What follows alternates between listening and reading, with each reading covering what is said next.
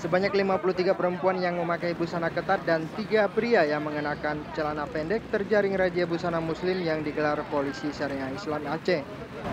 Mereka terjaring razia akibat melanggar Kanun Nomor 11 Tahun 2002 tentang akidah, ibadah, dan syiar Islam. Razia dimulai sejak pukul 10.30 waktu Indonesia Barat di Jalan Tengkunya Arif, Banda Aceh.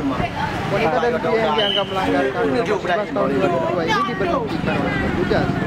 Mereka yang terjaring selanjutnya dicatat nama oleh petugas dan dibina di tempat, sebelum akhirnya diizinkan melanjutkan perjalanan kembali. Pelanggar yang terjaring hari ini rata-rata mahasiswa yang sedang dalam perjalanan ke kampus. Saat hendak diberhentikan petugas, ada juga sebagian wanita yang berusaha menghindar dengan berbagai alasan.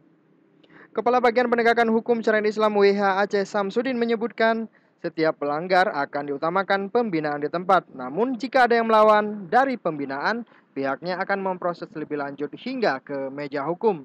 Sementara ini setelah kita lihat pada hari ini ya, hari ini kita operasi di seputaran Simpang Mesra ini, kita lihat biasanya ini bisa terjaring sampai ratusan ya.